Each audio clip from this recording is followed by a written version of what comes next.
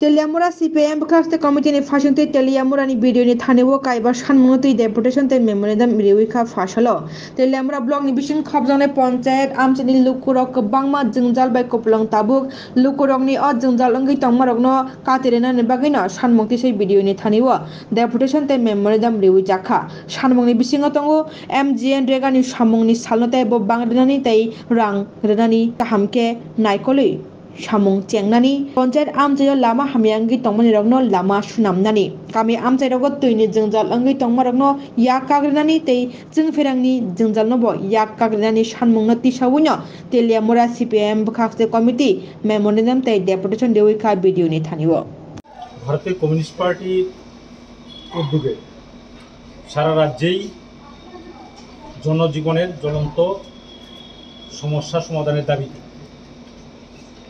রাজ্য সরকারের সংশ্লিষ্ট দপ্তরগুলিতে আমরা গণ ডেপুটেশনে মিলিত হচ্ছি। তার অঙ্গ হিসাবে তেলিয়ামুড়া সিপিআই মহকুমা কমিটির উদ্যোগে আজকে আমরা তেলিয়ামুড়া বাজারে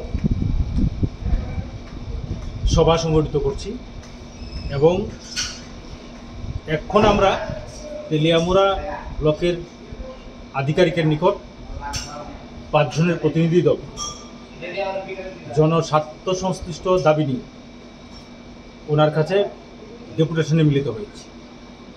এই দাবিগুলির মধ্যে গুরুত্বপূর্ণ হচ্ছে রেখা শ্রম দিবস বৃদ্ধি করা, মজুরি বৃদ্ধি করা এবং সময় মতো শ্রমিকদের যারা কাজ করে তাদেরকে মজুরি প্রদান করা। এটা নিয়মিত হচ্ছে না, রাজ্য সরকার নজর দিচ্ছেন না, তার জন্য আমাদের দাবি। পঞ্চায়েত এলাকার যে রাস্তাঘাটগুলি আছে, রাস্তাঘাটগুলি ভেঙে গেছে এবং খুব খারাপ অবস্থায় আছে। আগের যে রাস্তাঘাটগুলি ছিল যেগুলি দিয়ে গাড়ি ঢুকতে পারে সেখানে গাড়ি যাচ্ছে না। কৃষকরা ফসল নিয়ে উৎপন্ন পণ্য নিয়ে বাজারজাত করতে পারছেন না। তার জন্য আমরা দাবি করেছি এই রাস্তাঘাটগুলি মেরামত করতে হবে। বিভিন্ন এলাকায় পানীয় জলের প্রচণ্ড সংকট, প্রচণ্ড খরা, এই দাহের মধ্যে মানুষ পানীয় জল পাচ্ছেন না। আমরা যেটা দেখলাম, এই যে অটল জলধারা মিশনের মাধ্যমে বাড়ি বাড়িতে পাইপের ব্যবস্থা করা হয়েছে, তাতে দেখা গেছে পাইপগুলি দিয়ে জল আসছে না এবং যে চোর্সগুলি ছিল আগে, এই চোর্সগুলিও নষ্ট হয়ে আছে। এগুলিকে অতি সত্বর সংস্কার করে পানীয় জলের ব্যবস্থা করার জন্য আমরা দাবি করেছি। একটু ব্লক হেডকোয়ার্টার থেকে একটু দূরবর্তী স্থানে গেলে যদি বিদ্যুৎ চলে যায়, এটা পরের দিন 10টা পর্যন্ত আর বিদ্যুৎ আসছে। তো এই ক্ষেত্রে যাতে গ্রাহকরা বিদ্যুৎ পান এবং যে সমস্ত এলাকায় এখনও বিদ্যুতের খুঁটিগুলি ভেঙে আছে এগুলি মেরামত করে বিদ্যুতের ব্যবস্থা যাতে সঠিকভাবে 24 ঘন্টা বিদ্যুৎ পায় মানুষ, তার জন্য ব্যবস্থা করার জন্য আমরা দাবি করেছি। কৃষি এটা বৃহত্তর উৎপাদন ক্ষেত্র এবং ভারতবর্ষ কৃষি প্রধান দেশ। কৃষকরা তার কৃষি ফসল উৎপাদন করার জন্য যে সেচ প্রকল্পগুলি আছে, এই সেচ প্রকল্পগুলির মধ্যে এলআই স্কিম আছে। এখানে দুইটা চাকমাঘাট ব্যারেজের 2টা ক্যানেল আছে, রাইট ব্যাঙ্ক এবং লেফট। তারপর ডিপ টিউবওয়েল আছে। এগুলিতে দেখা গেছে এলআই স্কিমগুলির মধ্যে মোটর 3টে আছে, 2টা নষ্ট, একটা চলে, একটা নষ্ট হয়ে গেলে কৃষকরা জল পাচ্ছেন না। এবছর বরুতে যে ধান হওয়ার কথা ছিল, বরুতে ধান চাষ করার কথা, তার 30 থেকে 35% কৃষকরা করেছে, বাকি জায়গায় জল নেই, যার জন্য করতে পারেনি। তো স্বাভাবিক কারণে কৃষক একদিকে সবজি, অন্যদিকে ধান, বা যেখানে জলের প্রয়োজন, জল ছাড়া তো আর কৃষকরা কাজ করতে পারবে না, সেখানে জলের সোর্সগুলি নষ্ট হয়ে যাচ্ছে। এগুলিকে ঠিকঠাক করে অতি সত্বর কৃষকদের জলের ব্যবস্থা করার জন্য আমরা দাবি করেছি। এবং উৎপাদিত ফসল বাজারজাত করার পর দেখা যাচ্ছে কৃষকরা প্রকৃত মূল্য পাচ্ছে না, মাঝখানে ফরিয়াররা বেশি সুযোগ নিচ্ছে, কম দামে জিনিস কিনছে, বেশি দামে বিক্রি করছে। যারা উৎপাদিত পণ্যগুলি খান বা ব্যবহার করেন, তাদের নিত্য প্রয়োজনের জন্য নেন, তারা বেশি দাম দিয়ে নিতে হয়। এখানে ফরিয়াররা বেশি দাম, এখানে একটা মানে একদিকে কৃষকরা শোষিত হচ্ছে, অন্যদিকে ক্রেতারা শোষিত হচ্ছে। এই বিষয়টা নজর দেওয়ার জন্য আমরা বিডিও সাহেবের কাছে দাবি করেছি।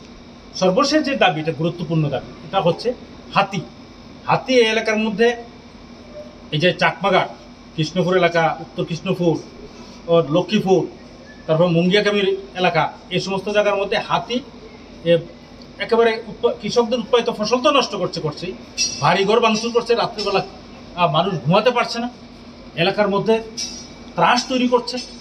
মানুষ দিনের বেলা পরিশ্রম করছে উৎপাদন করার জন্য, কৃষি সবজি ধান উৎপাদন করার জন্য পরিশ্রম করছে, রাত্রেবেলা আবার ঘুমাতে পারছে না। আবার এখানে প্রায় 15 থেকে 16 জন এই পর্যন্ত হাতির আক্রমণে মারা গেছে। আমরা দাবি করেছি অতি সত্বর কৃষকদের আর্থিকভাবে সাহায্য করা, এবং যারা আহত হয়েছে বা নিহত হয়েছে, মারা গেছে হাতির আক্রমণে, তাদের আর্থিক সাহায্য করা এবং সরকারি একটা কর্মসংস্থানের ব্যবস্থা করার জন্য। তো বিডিও সাহেব বলেছেন এগুলি ওনার নিশ্চয়ই গুরুত্ব দিয়ে দেখবেন এবং লাইন ডিপার্টমেন্টগুলি করলেও কথা বলবেন, এবং যত তাড়াতাড়ি পারা যায় এগুলি সমস্যার সমাধানে একটা সুপরিকল্পিত পদক্ষেপ গ্রহণ করবেন। আপনারা যদি বন্য হাতিকে নিমন্ত্রণ করে নিয়ে আসে, তাহলে আর কি করব? বন্য হাতি তো আসবেই। এই ধরনের উপহাস করে কথাবার্তা বলে আমাদের কৃষ্ণপুর বিধানসভা কেন্দ্রের বিধায়ক এইভাবে জনগণের সামনে আলোচনা করে, তার জন্য আমাদের এলাকার মধ্যে সাংঘাতিকভাবে বিক্ষোভ।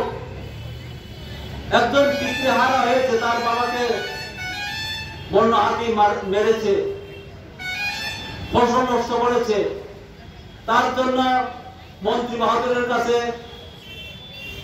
যদি উনি এই বক্তব্য নিয়ে যান, কিন্তু কোন সাহায্য সহযোগিতা পান নাই। এইভাবে সাংঘাতিকভাবে বিক্ষোভ প্রদর্শন করেছেন। আপনারা মিডিয়ার মাধ্যমে সেগুলি দেখেছেন নিশ্চয়।